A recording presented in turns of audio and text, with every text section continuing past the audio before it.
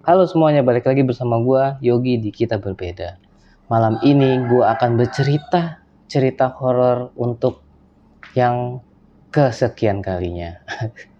Udah lama nggak cerita horor, akhirnya gue cerita horor. Dan gua akan ditemani dengan Bang Nathan. Halo Bang Nathan. Halo. Halo. Oke, malam ini udah bukan segmennya kita ngobrol, jadi akan diganti menjadi kitab. Kitab itu apa? Kitab itu adalah kepanjangan dari Kita Berbeda, di mana ayat-ayat horor akan disuguhkan untuk menemani malam mencekam kalian. Mantap ya guys ya. Oke, tunggu apa lagi? Kita akan langsung menuju ke cerita.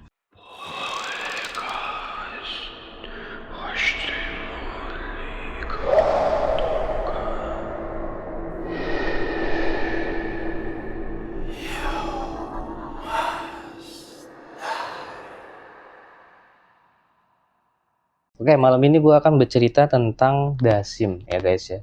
Dasim itu apa sih Bang Nathan? Dasim itu biasa dikenal sebagai sosok jin yang mengganggu rumah tangga, Bang. Biasanya jin ini menginginkan sebuah rumah tangga untuk hancur. Dia memberikan hasutan kepada si suami atau si istri agar tidak betah di rumah dan lain sebagainya. Gitu, Bang. Oke, berarti jin Dasim itu termasuk setan yang suka mengganggu hubungan antara wanita dan pria gitu maksudnya? Iya, betul Bang. Kalau pria sama pria?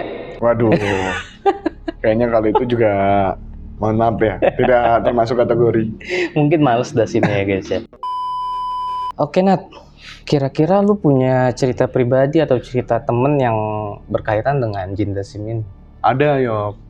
Kebetulan ini salah satu subscriber kita juga. Oh oke. Jadi dia sempat ngirim email ke gua, dia menceritakan kalau kejadian ini awalnya pada tahun 2005, di mana dia kebetulan harus pindah ke salah satu daerah di kota Bandung. Oke. Dia waktu itu masih SMA, dia bersama dengan bapak, ibu, dan seorang adik yang namanya Siska. Siska ini masih 5 tahun. Berarti 4 keluarga ya, 4 orang ya? Keluarga kecil ini berisi 4 anggota. Oke. Bulan pertama tinggal sampai bulan ketiga semuanya baik-baik aja ya. Nggak ada masalah.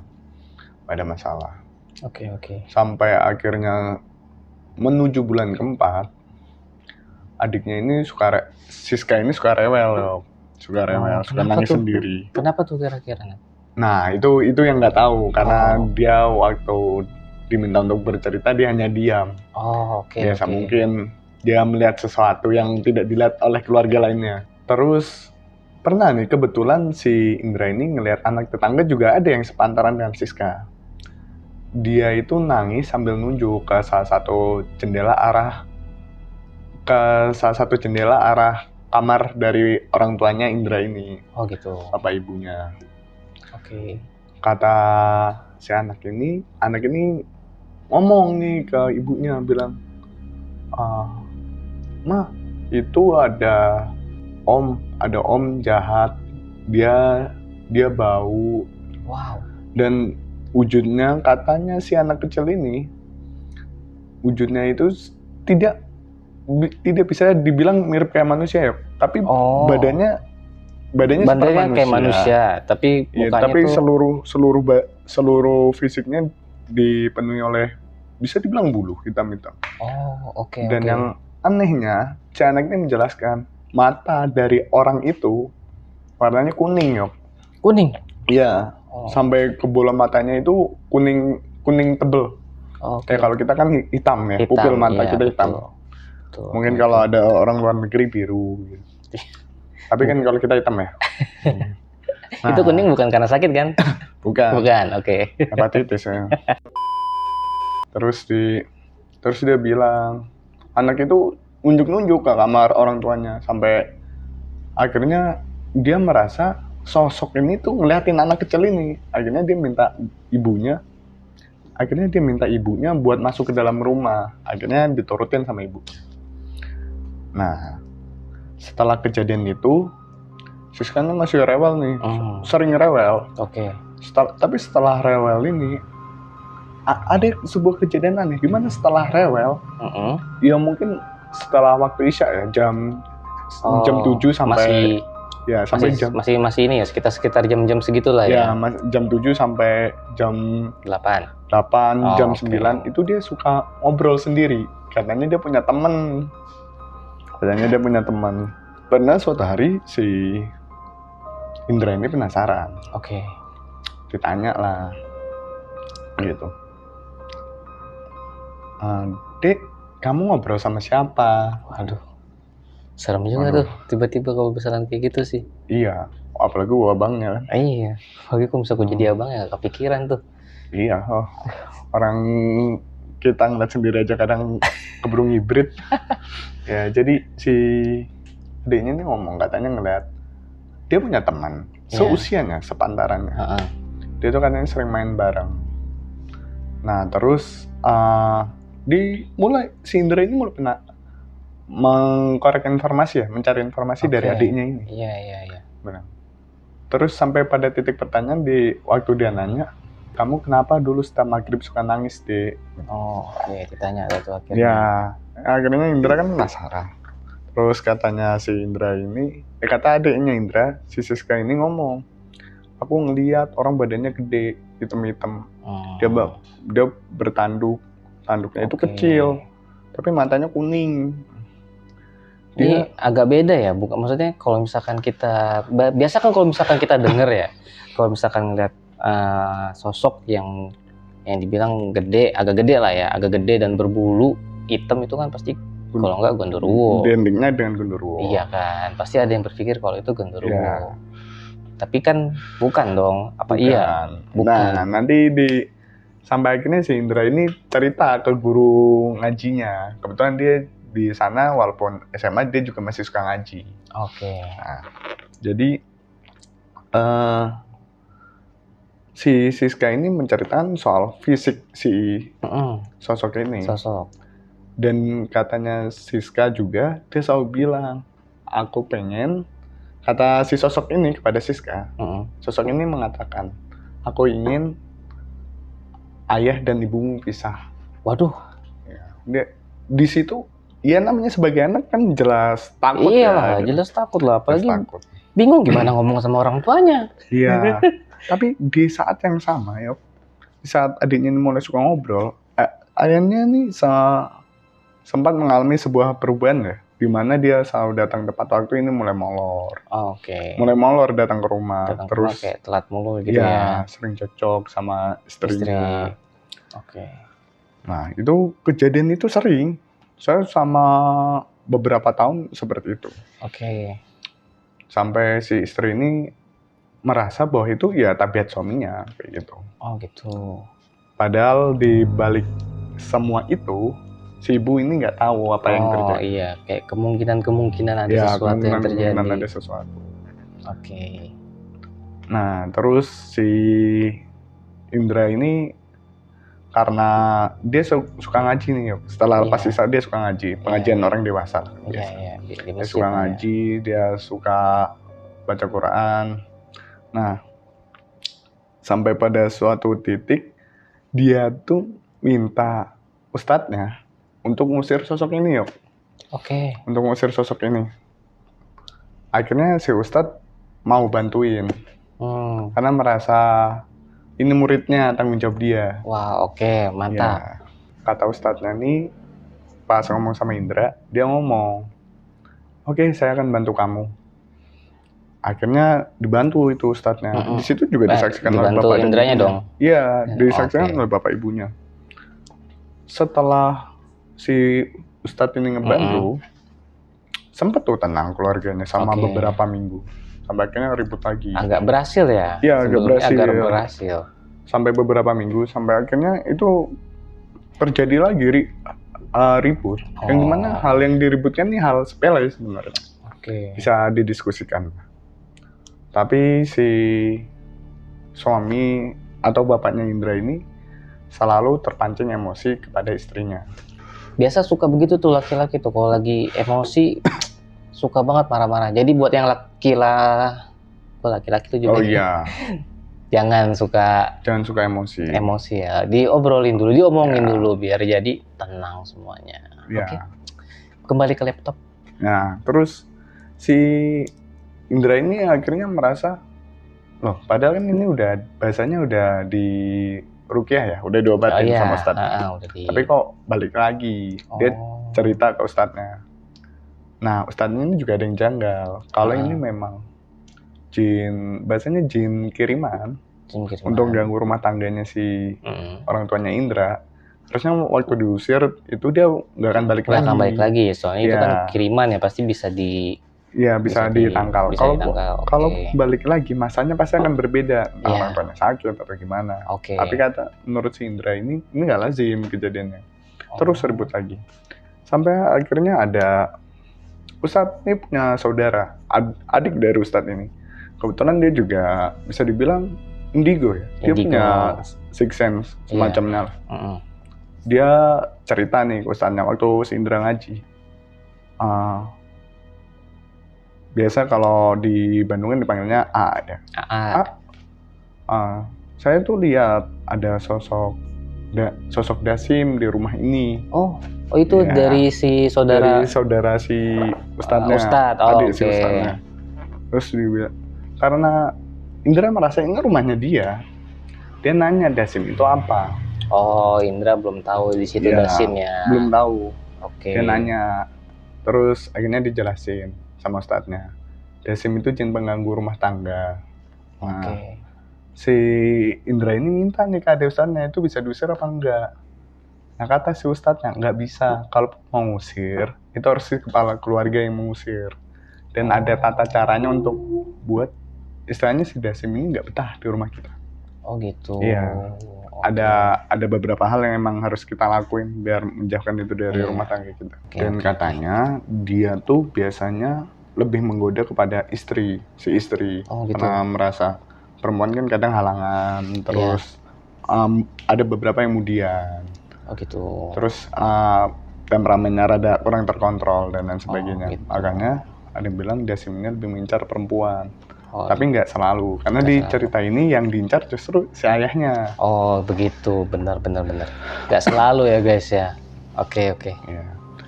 Nah, sampai akhirnya perubahan sifat si ayahnya ini buat si ibunya Indra ini merasa heran. Cari tahu ternyata si bapaknya Indra ini dia mungkin bahasa kitanya punya orang ketiga di hubungannya.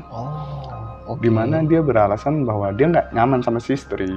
Oh gitu. Ya, bawaannya selalu pengen marah, emosi, nggak nyaman ngeliat istrinya. Makanya si bapaknya memutuskan untuk mencari orang ketiga lah di hubungannya. Jangan dicontoh ya guys ya. Ingat, jangan dicontoh. Tanggung gua sekalian biar punya orang keempat. Jangan. Nah, terus gitu. Sampai akhirnya terjadi perceraian nih. Jadi akhirnya mereka pisah? Iya, akhirnya mereka berpisah. Tapi yang aneh setelah mereka berpisah, adiknya ini udah gak pernah ngobrol sama siapapun.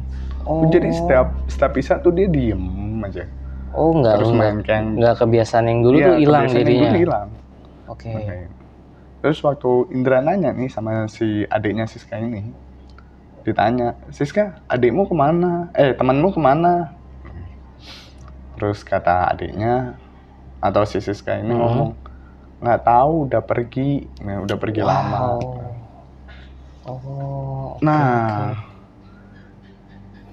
Yang bikin si Indra ini heran, si Siska ini sering cerita kalau si ayahnya mereka ini sering main di luar, ada perempuan lain yang nemenin. Itu juga yang menjadi faktor atau penyebab si ibunya ini mencari tahu ya, benar apa enggak.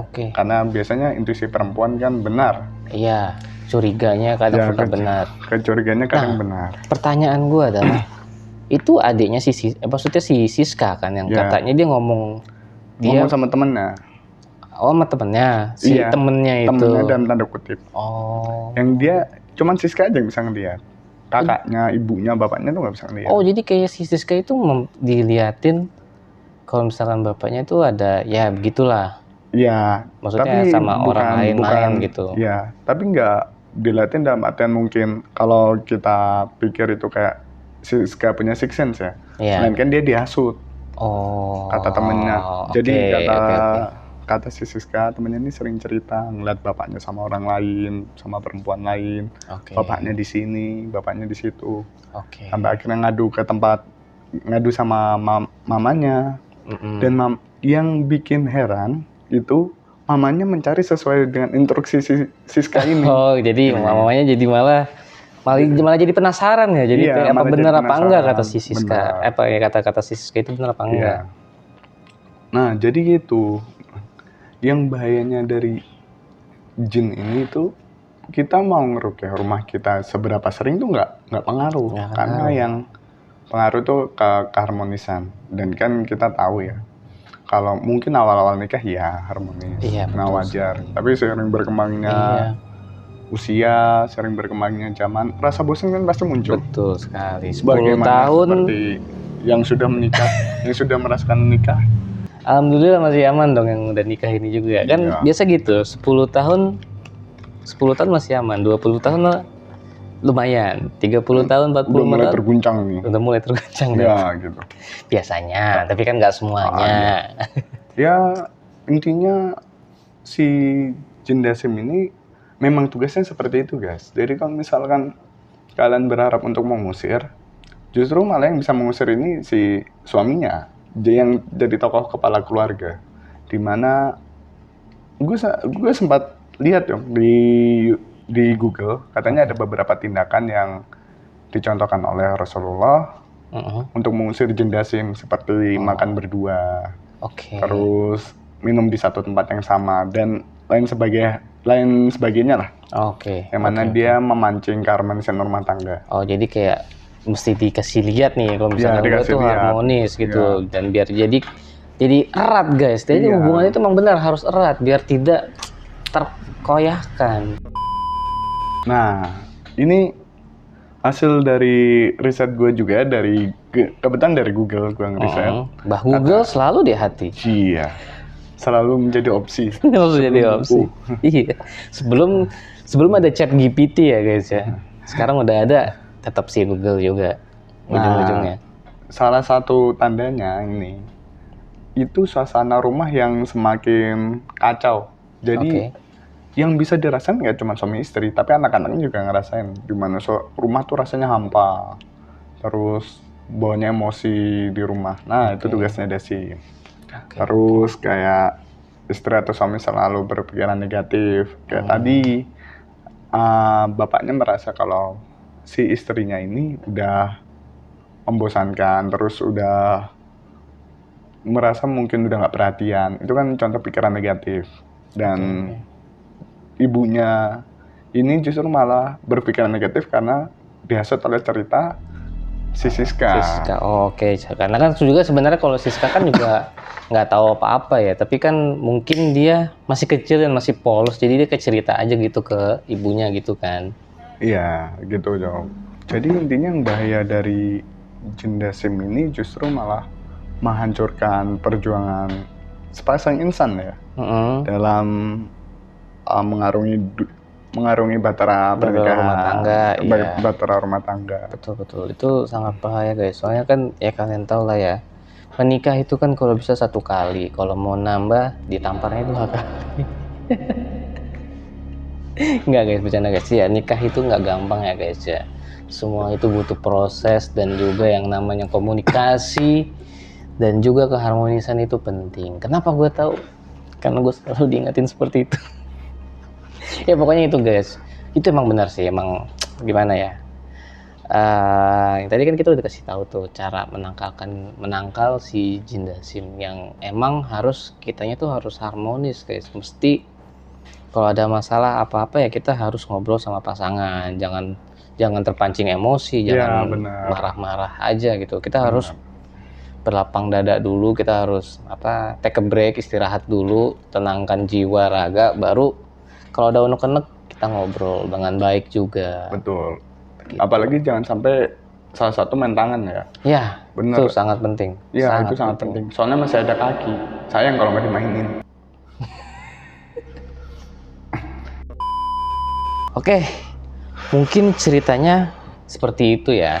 Keseluruhan tentang si jin dasim yang kita tahu dan kita Ya. juga sudah lihat dari Mbah Google gitu, kita ngeliat riset-riset ya dikit-dikit lah. Ini juga kebetulan kita ngobrol-ngobrol, kita bikin podcast ini dadakan sepertinya ya. Agak dadakan juga Iya, ya. agak dadakan juga. Soalnya kita jauh lah, lumayan dari Iya. ujung ke ujung. Rumah dia jauh dan dia menyempatkan datang ke rumah gua tuh lumayan jauh sekali. Iya. Lumayan jauh sekali tuh gimana maksudnya? Maksudnya itu jauh sekali sebenarnya. Ya pokoknya seperti itu lah ya guys ya. By the way, lu pernah ngeliat Jindasim nggak? Wah, itu deh. Gue sendiri belum pernah. Tapi katanya sosoknya itu ya katanya menyerupai Gundurwo. Ya. Oke.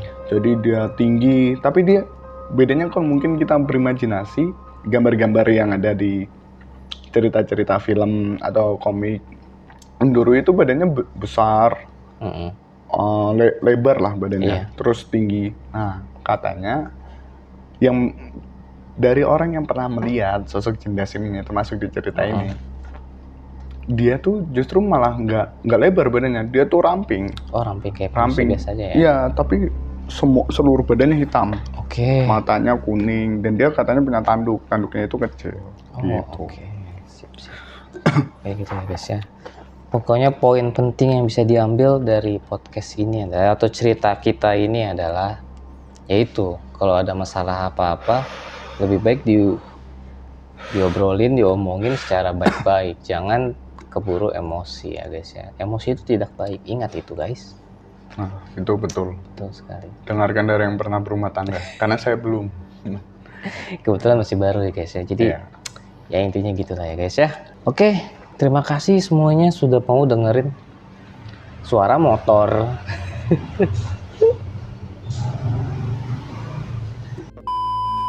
Terima kasih semuanya sudah mau menonton Kita Berbeda di podcast malam ini yang menceritakan tentang Jindasim.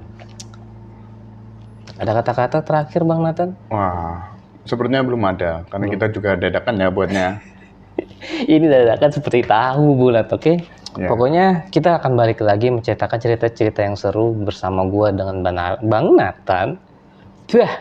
Dan mungkin akan ada, mungkin next time gue pengen manggil teman-teman gue dulu lagi kali ya, buat menceritakan cerita-cerita mereka tentang keseharian mereka yang pernah mengalami hal-hal horor. Nah, buat kalian yang punya cerita horor, kalian bisa kirim di email kami atau Instagram kami, nanti akan kami bacakan. Oke, semua kita tunggu ya. Linknya ada di deskripsi ya guys, di bawah ini kalian bisa cek. Oke, terima kasih semuanya dan kita akan kembali lagi di Kita Berbeda, di mana ayat-ayat horor akan disuguhkan untuk menemani malam mencekam kalian. Oke, cakep. Sekian, terima kasih and bye-bye.